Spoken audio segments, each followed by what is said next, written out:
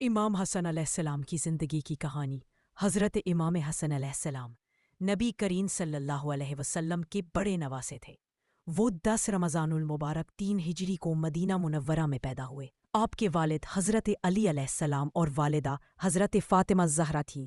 نبی کریم صلی اللہ علیہ وسلم کو آپ سے بے حد محبت تھی، نے آپ کا نام حسن رکھا اور آپ کے کان میں اذان دی۔ نبی کریم صلی اللہ علیہ وسلم اکثر فرمایا کرتے، حسن اور حسین جنتی نوجوانوں کے سردار ہیں۔ بچپن ہی سے امام حسن بہت نرم دل، صابر اور شکر گزار تھے۔ وہ ہمیشہ دوسروں کی مدد کرتے اور دوسروں کے ساتھ نرمی اور محبت سے پیش آتے۔ اگر کوئی ان سے سختی کرتا تو وہ جواب میں نرمی اختیار کرتے۔ یہی وجہ ہے کہ لوگ آپ کو حلم اور بردباری کی مثال کہا کرتے تھے۔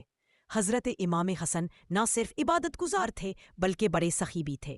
آپ نے اپنی زندگی میں کئی مرتبہ اپنا مال غریبوں اور محتاجوں پر خرچ کیا۔ تاریخ میں آتا ہے کہ آپ نے اپنی دولت کا آدھا حصہ کئی مرتبہ اللہ کی راہ میں دے دیا۔ غریبوں کو کھانا کھلانا اور یتیموں کی مدد کرنا آپ کی عادت تھی۔ جب حضرت علی کی شہادت کے بعد لوگوں نے حضرت امام حسن کے ہاتھ پر بیعت کی تو آپ خلیفہ بن گئے، لیکن کچھ ہی عرصے بعد مسلمانوں میں اختلافات پیدا ہونے لگے۔ ایک طرف آپ تھے اور دوسری طرف امیر معاویہ۔ یہ وقت امت کے لیے نہایت نازک تھا۔ امام حسن نے یہ سمجھا کہ اگر دونوں طرف کے مسلمان آپس میں لڑیں گے تو بہت خون خرابہ ہوگا اور اسلام کو نقصان پہنچے گا۔ اس لیے آپ نے اپنی خلافت سے دستبرداری اختیار کی اور امیر معاویہ کے ساتھ صلح کر لی۔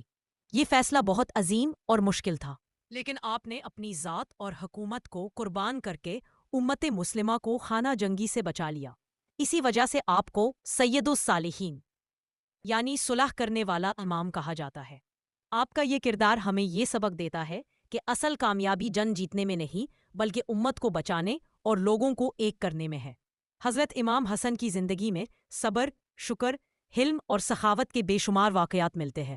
آپ اکثر راتوں کو عبادت کرتے اور اللہ تعالیٰ سے دعا کرتے کہ امت مسلمہ کو متحد رکھے۔ آپ کی زندگی ایک کامل مسلمان کی مثالی تصویر تھی۔ آخر کار 28 صفر 50 ہجری کو آپ کو زہر دے دیا گیا اور آپ شہید ہو گئے۔ آپ جنت البقیع میں مدفون ہیں۔ امام حسن کی زندگی ہمیں یہ سکھاتی ہے کہ مسلمان کو صبر، حلم، معافی اور سخاوت کو اپنی زندگی کا حصہ بنانا چاہیے۔